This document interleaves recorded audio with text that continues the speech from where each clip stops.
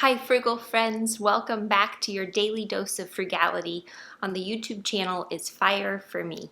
As most of you know, my name's Kim and we are working our way through this little book, 365 Ways to Live Cheap by Trent Ham. We are actually finishing up the appliances section today. You guys, it's been a bit of a long haul as we work our way through the ways to be thrifty with appliances, but this last one I did out of order because I actually wanted to give it a try before reporting back to you about how it went. So today we are on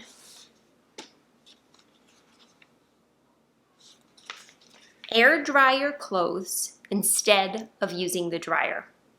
An old-fashioned clothesline is one of the best cost-cutting items available to you. At current energy costs, the average dryer eats up 40 cents worth of energy each time you run a load. Hanging your clothes on a clothesline reduces that cost to zero. Over many loads, that adds up to a real savings. Don't have an outside clothesline? Hang one across a spare room in your home or spread the clothes out to dry. The clothes smell better and you save for every 5 dryer loads you hang up. We have used a clothesline in the past at one of our other houses, and we didn't use it at our most recent property because our yard was pretty small, but here we have a bigger yard and we already have all of the supplies for the clothesline, which we had moved with us from our previous home. And so I convinced Jessie over the weekend to help me hang up a clothesline, and I was able to hang all of our clothes that I washed during that weekend, with the exception of the towels from our Airbnb rental property. I find that when you hang dry towels, they get a little bit crunchy, and not everyone is super amenable to that. So for the enjoyment of our guests, I went ahead and put those through the dryer. But I found that it didn't take hardly any time, and it was actually really enjoyable to stand at the line and intentionally clip each section of, a sheet or a blanket or our socks or whatever onto the clothesline. And then it has a pretty good pulley system to it, and so I was able to put in these little spacers and use the pulley and put out 2 loads at a time.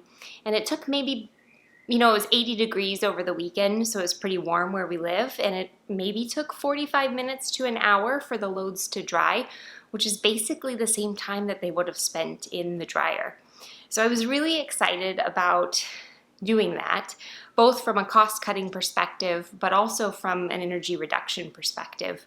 The sun is out, let's use it, right? So if the sun is out in your area and you're able to dry your clothes outside, perfect. I do like the idea of also creating a system to dry your clothes inside, especially since most of us keep our homes kind of cozy in the winter.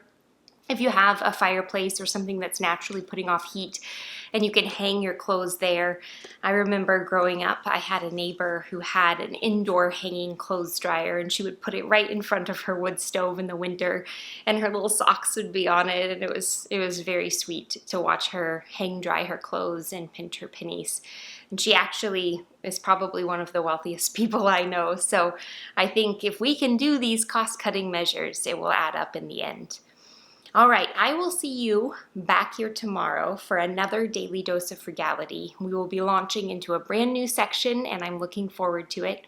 And if you hang dry your clothes, or if you have tips on how I can get my towels to not be scratchy and also be hang dried, I would love to hear about it below. And I will see you all back here tomorrow.